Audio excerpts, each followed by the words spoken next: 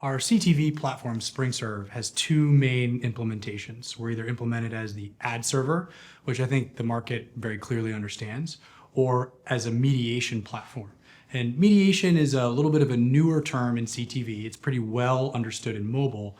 And Magnite has really pioneered this technology in the CTV space. What we mean by mediation is that media owners will use the SpringServe platform in conjunction with another ad server as sort of a hub to integrate all of their programmatic partners, whether it be SSPs, DSPs, or other buyers from the advanced advertising ecosystem. They'll also use it for other tools like creative quality and inventory sharing, which happens between distributors and programmers in the CTV space. This past week, we announced some exciting new capabilities for both our ad serving and mediation customers. Those include autonomous anomaly detection. So if something changes in our customer's business that is outside of the normal bounds of what we're accustomed to seeing, we notify those customers and surface those changes so that they can jump in and address that if needed.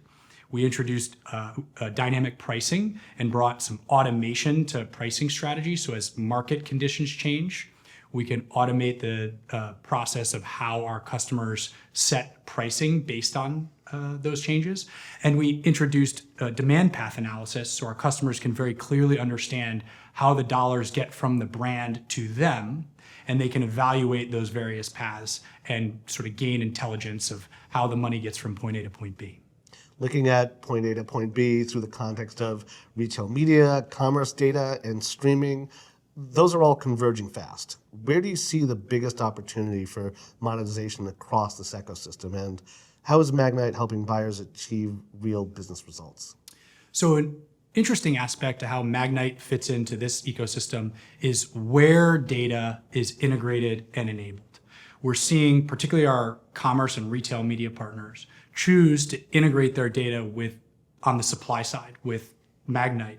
And there are a bunch of reasons why the industry has moved in that direction. But in this case specifically, workflow flexibility is a big one. So if a retail media partner integrates their data with us, there's one integration.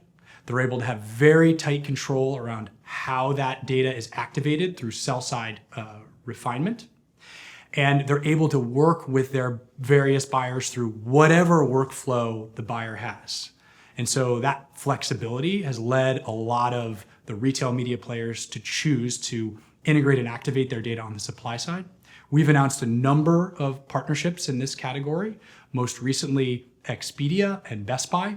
And just this week, we announced a strategic partnership with Roku, where we're helping power their Curate offering, which brought a bunch of really powerful retail media data sets to the fore for them to activate. And so we're really excited about what opportunities this brings for the buy side. Sean, programmatic was built on openness, but today we're seeing more curation, direct paths, and supply-side intelligence. How is that reshaping the role of the SSP? Well, first and foremost, there's been a long-term trend that we've certainly witnessed around the buy side consolidating the number of partners they're working with, specifically among supply-side technology. And so if you go back 6 or 7 years, it was not uncommon for buyers to work with 50, 60 downstream supply-side technology companies. I think buyers have certainly realized that that's not an ideal setup. You don't have to do that anymore. And there's material downside to operating that way. And so we've seen, particularly the larger buyers in the ecosystem, whittle that partner set down dramatically to where now you typically hear we work with 2 or we work with 5 strategic partners, and buyers are going much deeper with those partners. In lieu of that, we've also seen this shift toward activating data and moving decisioning toward that smaller set of supply-side partners. And as we talked about earlier with some of the workflow advantages, there are a number of reasons why folks are moving in that direction. Number one, we often do see better signal fidelity, better match rates with integrations on the supply side. We see improved cost effectiveness of activating data on the supply side, moving more money toward working media, as well as the workflow flexibility we highlighted in the prior question. And so this move towards supply side decisioning and data activation, or curation, we think has real legs and is here to stay. Sean, thinking of other things that appear to be here to stay, we're currently looking at the emergence of the agentic era, agentic AI era. With that in mind, as AI and automation accelerate buying, what becomes more important for technology partners like Magnite? So I would break it into two distinct pieces in terms of how we're leveraging AI in our business. First would be automation.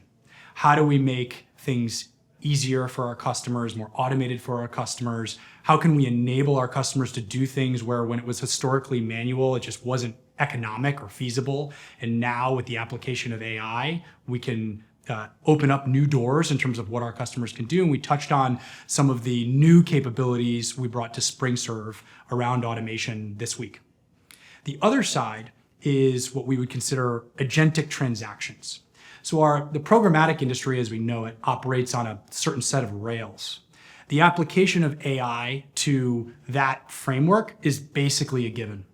What's interesting is the emergence of a new set of rails to support agentic transactions. A few weeks ago, we announced our seller agent, which enables publishers and media owners to surface inventory and audience options through this new set of rails. And just this week, we announced our buyer agent, which enables buyers to come forward with a brief, an RFP, what they're looking for, the outcomes they're looking to accomplish. Those two come together, agree on deal terms, and then we push that directly to our transaction layer and execute the buy. Now, I must say this very early days in these types of transactions, and there's still a lot of unanswered questions and things that we need to solve for. But it's really interesting to watch how this area of the business is developing. One of the other interesting parts about the way we approach it is we're making it interoperable. So while you can transact wire to wire on our technology, we also allow our partners to bring their own agentic tools and hook into what we've built. We understand that you have to be flexible and you have to meet customers where they are this day and age. And so interoperability is a really important part of it. And from a differentiation standpoint, I think it's critical where you sit in the ad stack and who you're working with. I think we sit at a critical point in the ad stack, which makes it much more scalable to bring these types of offerings to market. And we're working with the most consequential players in the space, like Disney, Charter Spectrum, Publicis, MIQ, and many others. And so we're very excited. Long way to go, but we're very excited about the developments here.